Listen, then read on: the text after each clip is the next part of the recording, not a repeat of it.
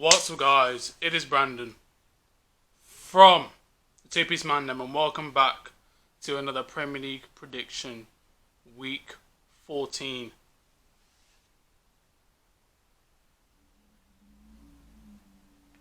Week 14, yes, week 14. I have to freaking check. Oh, was it what week it was? If you guys haven't already, make sure you leave a like and also click the subscribe button as well. We want to hit 2K in 2021. Right, let's get this. Come on, people. Like, you're watching the video, you're commenting, and you're not subscribing. Like, you know what I mean? Like, get that subscribe button. Anyway, these Premier League games are coming in thick and fast, and to make these videos, it's just crazy. The games are coming in thick and fast. There's been a lot of results that's been happening as well. So we're just gonna get into it. We're gonna get into it. All right. Yeah, it's week 14, yeah. So pretty much, first game on a Saturday. First game on a Saturday, the 19th at 12:30. Alright. It is Crystal Palace versus Liverpool. Now, Crystal Palace, pardon me, wasn't actually able to watch the game because I was at work, but they held off Tottenham. And you'd think with the club that Tottenham is, people think Tottenham's great. I still think they're crap. But the fact that Tottenham got a draw from that is just ridiculous. Like, it is completely ridiculous. Don't get me wrong, Crystal Palace are a decent team, but Tottenham shouldn't be getting a draw from it. They should be getting the 3 points. And it's crazy because Tottenham, not only did Tottenham drop points, but Liverpool also dropped points as well. They faced a Fulham side, that you think, okay, it's an easy win for Liverpool. I mean, like, you can check the last prediction. Me and my dad thought Liverpool were going to win. Oh yeah, my dad is not here at the moment. He is a bit busy, but don't worry, he will be in the next Premier League prediction. So pretty much with Liverpool, I just don't know how they didn't win that. And to be honest with you, they were actually lucky to even get a point from that. I mean, that was a completely different Fulham side that Liverpool versed. And Liverpool had another injury at the back. And now, with them against Crystal Palace, it's going to be a bit of a madness. Obviously, with the Tottenham game and Liverpool game, I predicted Liverpool to lose that. With Crystal Palace and Liverpool, I only see Liverpool win. I mean, all Crystal Palace have, the Zaha FC have, all they have is, Wilfred Zaha, like I've said before. And Wilfred Zaha pretty much carries that whole team. Like, let's be real, he's the main man. And when there's no, Wilfred Zaha, this team's absolutely rubbish. I think me and my dad, we've said it time and time again. Without Wilfred Zaha, the team is absolute arse. And, he's going to go soon. He's going to go. He's going to go force a transfer or something like that. He's going to do something. And we just don't know when it's going to happen. I think when I look at Crystal Palace now, when I look at them in the table, they are 11th. 5 wins, 2 draws, 5 losses. So they're just, a point behind Aston Villa. They're a point behind 10th. Then when you look at Liverpool, they are exactly level on points with Tottenham. They're level on points with Tottenham. If they had been Fulham, they would have gone above Tottenham, and you would have thought that would have been an easy game for Liverpool. But this league goes to show that anything can happen. Alright, this ain't no ordinary league. This is a league where anything can happen. So, the worst team in the league could beat the best team in the league. Like, it's just crazy. It's crazy how the season's going. The most unpredictable season going. Liverpool only 1 loss in 12 games so far. Man, it's going to be tough. It's a tough prediction, I'm not going to lie. I'm going to say Liverpool. Liverpool to win this. I'm going to say Crystal Palace 1, Liverpool 2. Is that Selhurst Park? I just don't see Crystal Palace really getting anything from it. Yeah, I said that from Fulham and they got a point against Liverpool. But I genuinely think that Crystal Palace just won't be able to beat Liverpool. Zaha can only do so much. I believe Zaha, they will score a goal, definitely. But I just think Liverpool, after, their result against Fulham, and the next game they play against Tottenham, I feel as though Liverpool will definitely have to be on it. So against Crystal Palace, yeah, I'm gonna say Liverpool 2-1. I'm gonna say a goal from Wilfried Zaha, of course, and then for Liverpool, a goal from Jota and a goal from Mohamed Salah, because Mohamed Salah has been on great goal scoring form now. I think he scored the penalty. He scored in the last few games of Liverpool, so they're doing really well. He's on form at the moment, unlike some strikers, but we'll get on to them in a minute. All right. Moving on to the next game at 3 o'clock on a Saturday. It is Southampton against Man City at St Mary's Stadium. So now we'll look at Southampton. So now Southampton's beat Sheffield United. Was it 3-0 yesterday? Right, so it was a comfortable win for them. Sheffield United haven't got a point all season. Let's be honest, they've been on terrible form. But nonetheless, Southampton have been brilliant ever since they got back Danny Ings. He scored, and they're on fire. And to be honest with you, they're gonna verse Arsenal, and Arsenal. Let's be honest, they're gonna beat Arsenal. They're gonna absolutely wipe the floor of Arsenal. And then once they've wiped the floor of Arsenal, they're gonna be playing against Man City. Now, Man City in their last game drew 0-0 against Manchester United. All right, so it was pretty much a dead game. To be honest with you, I thought Man United would step up and turn up in that game, but they haven't. I think ever since they got knocked out of the Champions League, their confidence has just dropped a bit. Man United are probably the most literally inconsistent team in the league. I'll be so real. But with Southampton though, I feel as though they'll be able to get something in the game against Manchester City. It should be an easy win for Man City. If, in all honesty, it should be an easy win. But you never know with Southampton. Sometimes they play well, and sometimes they play terrible. They have a striker. Was it Danny Ings? Ever since he's come back, he's been on form. So he's looking to carry that form throughout the season, and I just don't see.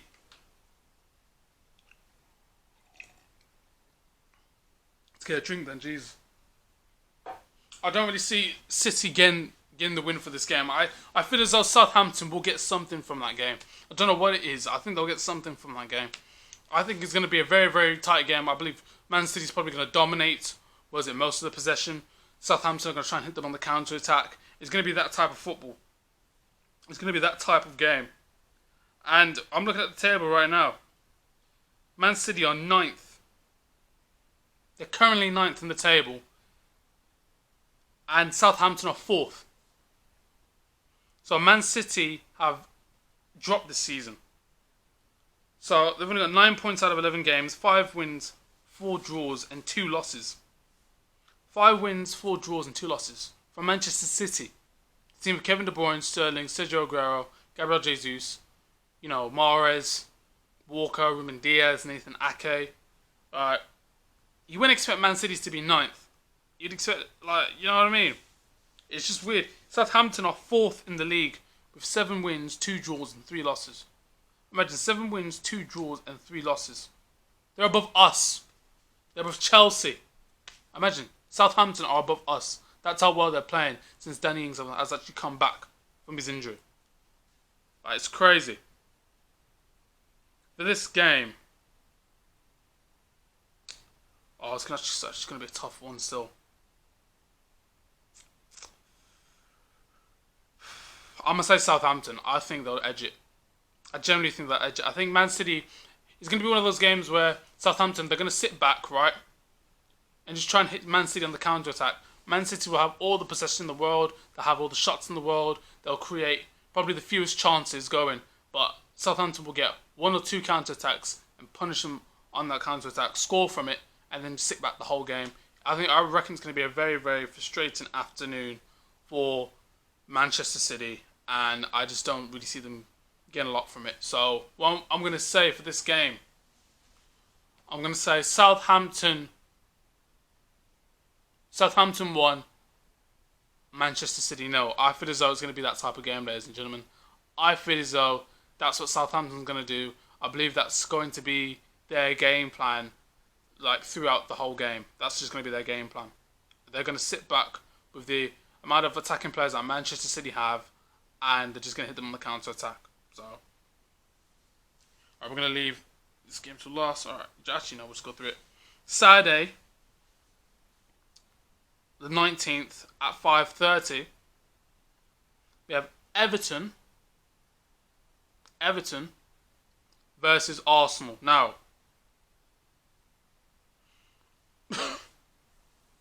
Everton, as we know, we lost against them, alright? And a fair play to Everton, alright? Freaking fair play to them, okay? They play good football. They didn't have loads and loads of chances. They got the one penalty, which is from our goalkeeper's mistake. So, from our goalkeeper. And they slotted it into the back of the net. Now, they legit just sat back the whole game. As soon as they got that goal, they just sat back completely. They sat back, alright? They put 10 men behind the ball, and it was hard for us to break down. It was hard for us to break them down. They were, solid in the midfield. They were solid in defence. Keane was very good. Victor, Yari Mina was good as well. Decore, very, very solid players. They kept their shape as well. When I was watching the game? I literally came back from work, turned the game on, and they legit just kept their shape throughout the whole match. Good defensive shape, and it just frustrated us really, and it was annoying because I genuinely thought we could have got something from that game, but it was just one of those things. And fair play to Everton, they got the 3 points. It was a little bit of luck though, because we did hit the post twice. And yeah, it's just one of those games. It's one of those ones where you just have to firm it, and it's just, it is what it is, isn't it? Like, it is what it is. Now, when we talk about Arsenal, but Arsenal, man, this team is just a mess. But the other thing is, this thing happens. I think it's happened for the past season. So they were under some pressure, right? I forgot what manager it was. I think it was with Lundberg. They weren't getting the results. Then Emery came in, starts to fix a few things. They were going the right path, and then all of a sudden, it starts to go downhill again. It starts to get worse and worse and worse. Then they brought in Mikel Arteta. Then they start to go back up. And now, since that honeymoon period is over, they're starting to go all the way back down. And Arsenal are just a very, very confusing squad. Alright. Some people are already saying Mikel Arteta out. I mean, after that performance against Burnley. And I called it, by the way. I called it. Alright. My dad knew that Arsenal were going to lose against Burnley. But I knew they were going to lose it, and I called the score. I called it 1-0. Pardon me. And what happened? It was 1-0. Arsenal, they're just in a terrible state right now. I don't know if it's defensively. I don't think the players have, lost. I think the players have just lost their faith in the manager now. And people are saying Arteta out, and some people want Arteta in. But when you have to think, right? Most of these players aren't Mikel Arteta's players, right? He's only had one transfer window, right? Alright? I can see it from the people who want Mikel Arteta in. Most of these players aren't his players, alright? These players will not win you the Premier League. These players will not get you top 4, alright?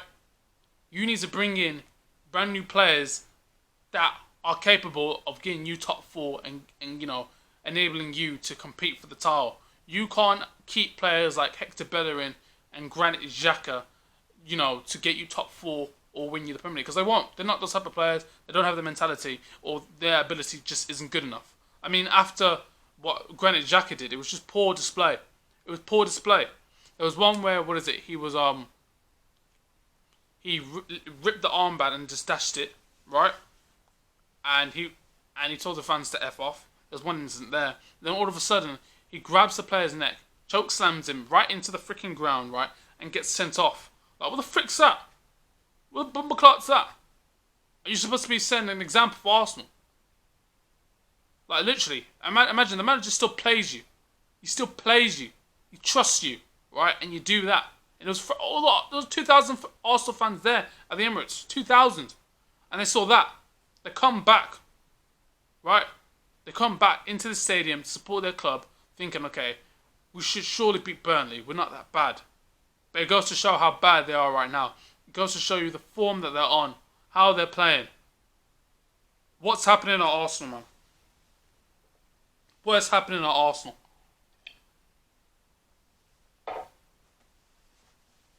Mesut Ozil, we don't know what the situation is with that. We don't know why he's not playing.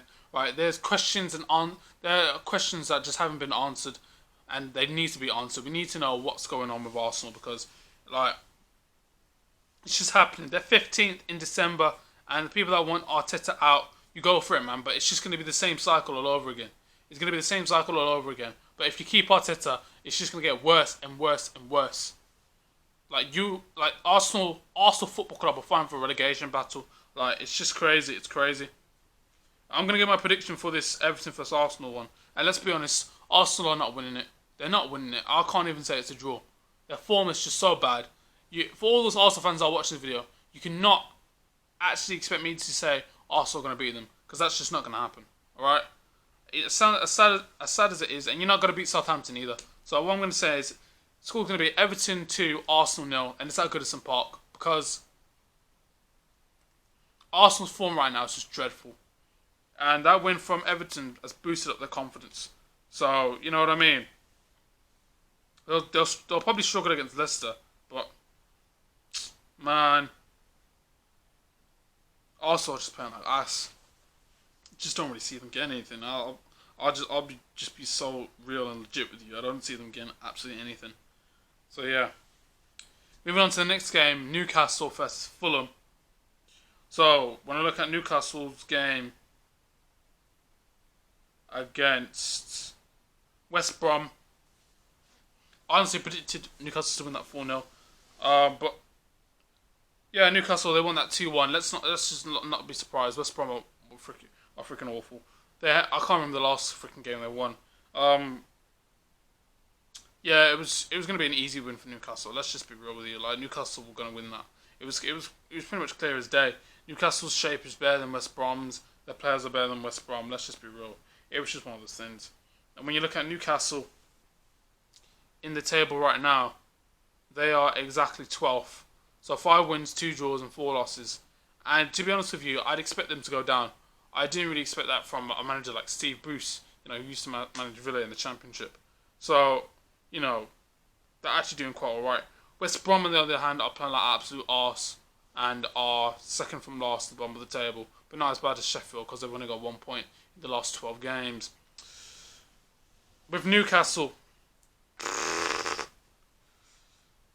man, I don't know if they're aiming for top 10 or whatever, but against Leeds, they're going to find it very, very tricky. I mean, I think we know what Newcastle are going to do. They're probably just going to sit back. Leeds are going to be constantly on the attack. They're going to be, gunning for freaking, what is it, so not Leeds, Fulham. Fulham's going to be gunning for them. Fulham, again, a point against Liverpool. That's a good, I wasn't even expecting that. I thought they were going to get closer, I'll be real. But Scott Parker changed up his team, changed up his formation, everything like that. And they played really, really well, from what I've heard. They've played really well. I haven't seen any of the highlights yet. I will have a look at the highlights. But from what I've heard, Fulham played really well. And they played well against Leicester City as well. And they are currently, 18th. So they're still in the bottom 3. But you're starting to see a change. Fans are starting to see it. The fans started to actually get behind them. During that whole game. So they got all the support they could possibly get. I think with the fact that Fulham are starting to turn it around and Newcastle getting that win against West Brom, I reckon Fulham are going to win it, I reckon Fulham will just genuinely win it. I don't really see Newcastle getting anything from that. I think the way Fulham turned up against, the way they turned up against Liverpool, if they do the same thing that they did to Liverpool, against Newcastle, then I reckon Fulham will get the win. I'll be just 100% real with you. But Fulham will concede because Fulham's defence is absolutely awful. Let's be honest, their defence is awful. So for this game, this is at St James's Park at 8 o'clock. I'm gonna say Newcastle.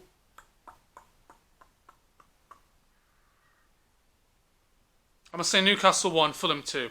That's what I'm gonna say. I'm gonna say Newcastle 1, Fulham 2. I feel as though Fulham will get a win for this. If they play the way, if they play against Newcastle, the way they played against Liverpool in that game, they will get something. I'm telling you, they will win the game. They'll win it 2-1. Alright. Moving on to the next game on a Sunday. It is Brighton first, Sheffield United. Now, let's be honest with you. Brighton got classed against Leicester City 3-0, so they're on a bad run of form. Sheffield United, bloody hell, they've only got freaking 1 point. So, like, they're not really... I don't really see them getting jack squat, to be honest with you. Like, they've been playing like absolute dog wank. It would honestly take a miracle for Sheffield United to even get a point in that freaking game. That's how bad these guys have been playing. Do you know what it is? They've legit just been sussed out.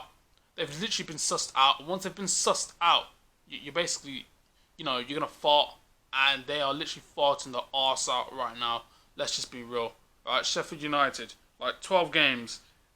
Imagine one draw and 11 L's. Imagine defending that, 11 L's.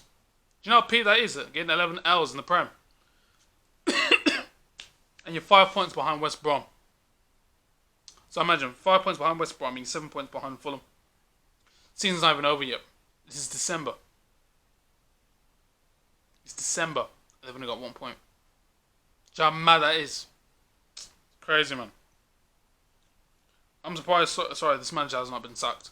I'm surprised Chris Wilder has not been sacked. Because, like, you gotta get rid of him, man. Like, it ain't working. I mean, they gotta just pray that in January they can make some freaking signings, man. Because, bloody hell, it's just peak times.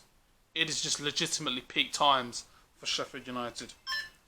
I don't even see Brighton.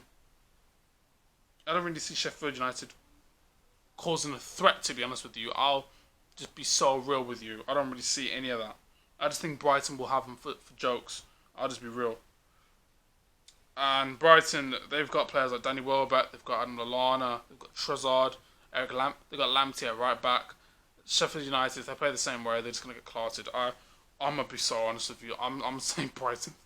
This is going to be the prediction. I'm going to say Brighton 3, Sheffield United 0. They will just not get a goal in that match, man. They won't get a goal in that match. Alright, their confidence is low. They've been playing like absolute arse, and it's just not happening. It's just not happening for them, and it's just peak times. I just don't see them getting anything from that game, if I'm being completely honest. But you know what? Anything could happen in the Premier League, so we'll see. I'm moving on to the next game, Tottenham versus Leicester City. Like I said at the start of the prediction, Tottenham dropping points. You expect that. You wouldn't expect that for them to drop points against Crystal Palace. It was kind of a madness, really. And Leicester City, they've been on some good form recently, beating Sheffield United 2-1. Beating what team did they beat? Beating Brighton 3-0. They've been on some really, really good form. And it just goes to show, how they've been playing and what they've been doing. And Tottenham are going to find it really, really hard. They're going to find it really, really hard against, Leicester City.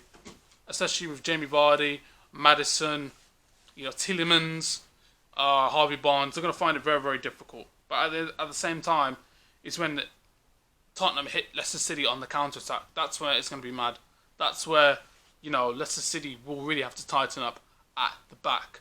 Alright, that's when Soyuncu and Evans will have to tighten up at the back. It's just one of those things. When we look at the table right now, Tottenham somehow are still top.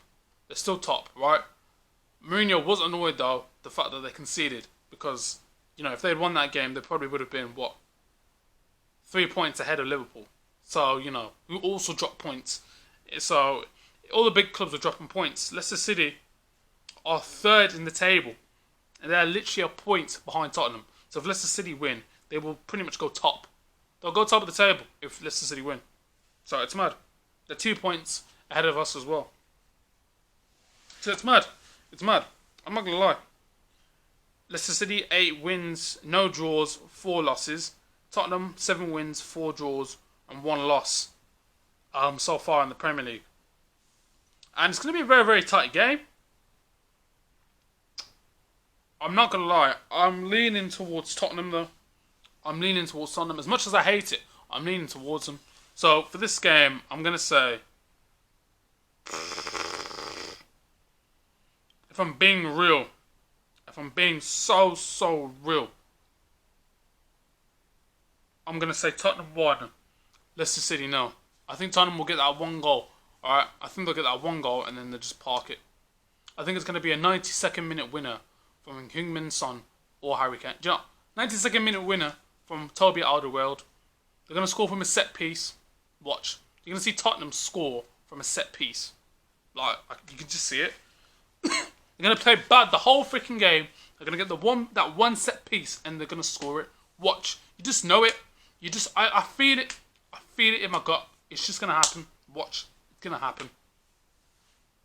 Alright, the next game on a Sunday after the Tottenham game, it is Manchester United versus Leeds. Now, for this one, United, they have been on some dead form. Getting knocked out of the Champions League against RB Leipzig, when all they needed was a point to get through. They flopped it.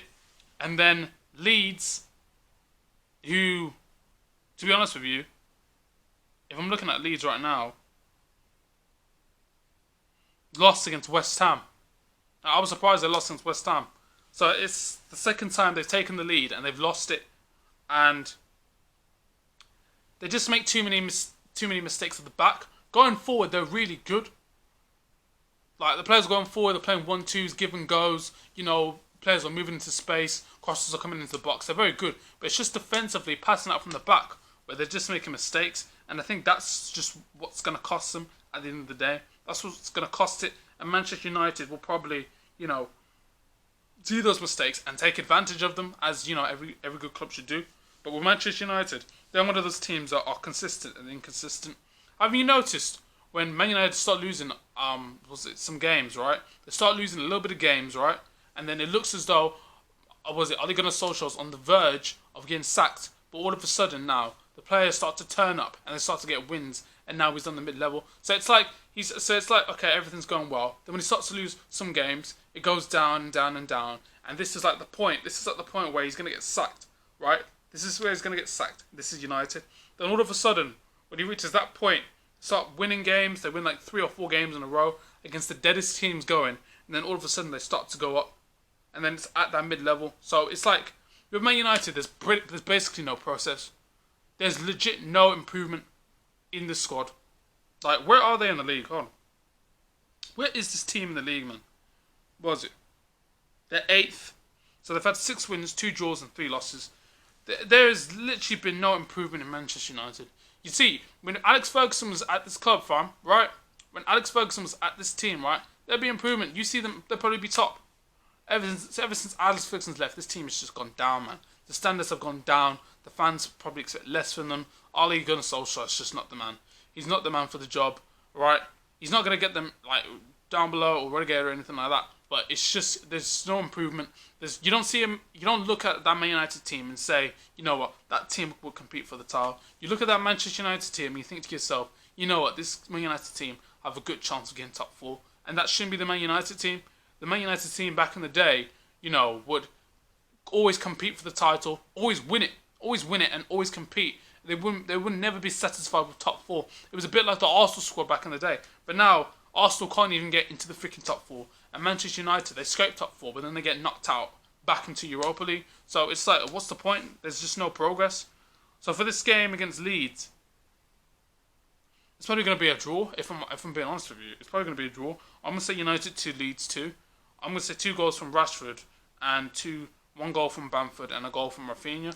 Because with Manchester United, there's really no process. There's no improvement. You're not really seeing it. It's just the same. It's just the same United over and over again. Like, you know, it's just the same thing. So a goal from Rashford and a goal from Bruno. What was it? Got 3 games left. West Brom versus Aston Villa. Now, West Brom, they've been on dead form. This is going to be a West Midlands derby. So it's going to be dead form from West Brom. They're like 19th in the league. Right, they've played awful in these games. I don't see any improvement from Sevelin Blilik. I don't even know how you pronounce his name. From the manager's team. You don't really see any improvement in their squad. The defence is all over the place. I mean, when I saw them against Palace, they got wrecked. So, do you know what I mean? It was Pete, man. It's just mad. And the fact that they even lost against Fulham just goes to show, man. It generally goes to show how awful their form is at the moment. And the 19th, I just don't really see West Brom getting anything from that game. I mean, the way they've been playing, they're just on some dead form. Aston Villa, on the other hand, when they versed Wolves, they had two players. Imagine, one player sent off from Wolves, one player sent off from Aston Villa. Then a 94th minute was it penalty from El Ghazi to get them to clinch that game. Alright, Villa this season have actually been playing alright. You wouldn't expect it. You wouldn't expect it for Aston Villa to be on the form they're on. Where are they in the league? They're like 10th. 6 wins, 0 draws and 4 losses. You wouldn't expect that from Aston Villa. Like, genuinely. Bear in mind, they were on the verge of getting relegated last season. And now it looks like they're starting to improve. They may look like a top 10 squad by the end of the season. Who actually knows? But if I'm being honest to who I think is going to win this game between West Brom and Aston Villa, I'll be real, it's going to be Aston Villa. Because West Brom have just been playing like absolute dog crap. So, it's just been terrible football. I mean, 1 win in the last 11 games. That's pathetic, man. Like, what type of freaking West Brom team is that? So for this one, I'm just going to be so brutally honest. I'm going to say Aston Villa 3, West Brom was it 1. I'm going to say 3-1 to Aston Villa. I don't really see West Brom getting anything from that game. They'll probably get a goal because Aston Villa's defence is absolute arse. But besides that, like, West Brom can't defend to save their lives. I mean, they could have 10 men behind the ball, right? And even put the freaking referee on their side and they'd still concede. Like, it's just not good enough, man. You could have 12 goalkeepers in their freaking goal and they'll still concede. Like, it's just, I don't know what's happening to West Brom. They're going to lose that West Midlands derby for sure, man. Alright, next game on a Monday at 5:30. Burnley versus Wolves. Burnley, full of confidence after that win against Arsenal, even though they didn't even score. It was an own goal. Yeah, Burnley, they have actually played alright.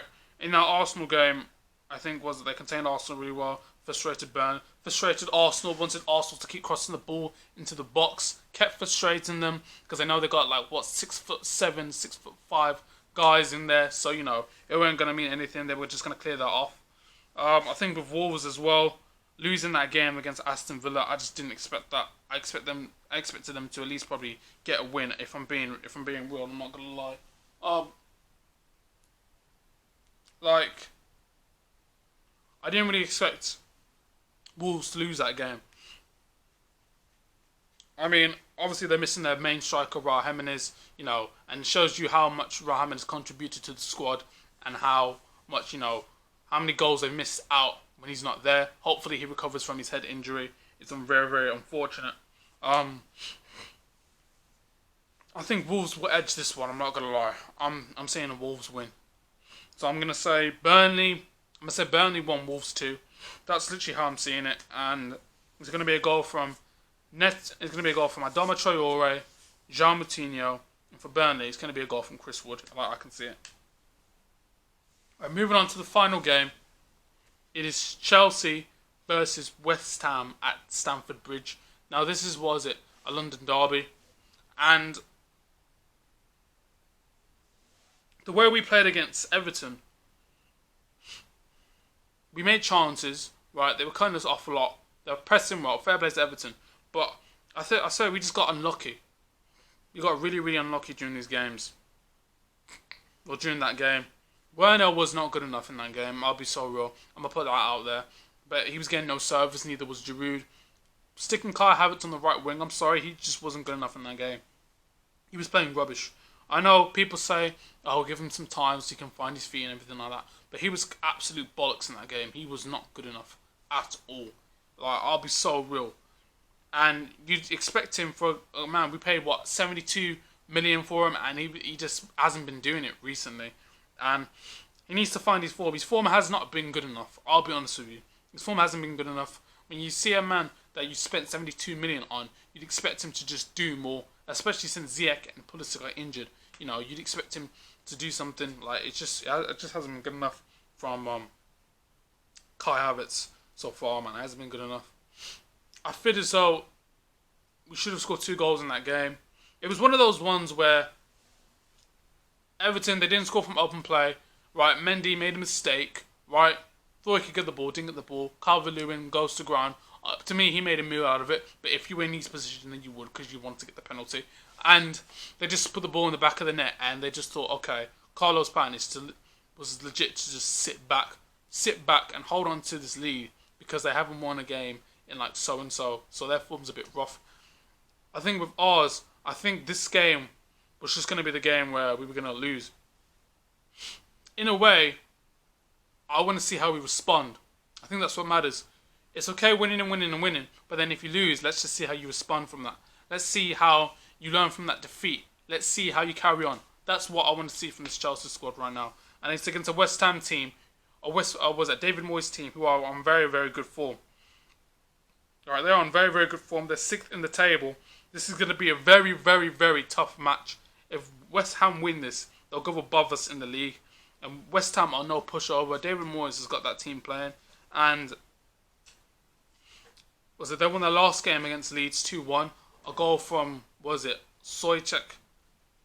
I can't pronounce his name. And a goal from Agbana at the end. So they're very deadly on set pieces, as you can see. And it's going to be very tough, for us against this West Ham team. And I don't know if Antonio's coming back, but they don't really need him at the moment with the way they're playing. So, you know, their form has actually been quite decent when I actually look at it. So, okay, drew against City, lost against Liverpool, won against Fulham, beat Sheffield, beat Villa, lost against United, and beat Leeds. So they're on form. And after the Crystal Palace game, where, you know, they'll probably... Actually, you can see my prediction, what I predicted for that game in the last video. Against us, it's going to be very, very tough. I'm not going to lie. They're going to be very, very tough against us. It's not going to be an easy win, defo, but we can get the win. If we push through it, we can get the win. So for this one, I'm going to say Chelsea. I'm going to say Chelsea 2, West Ham 1. I genuinely think it's going to be that close of a game.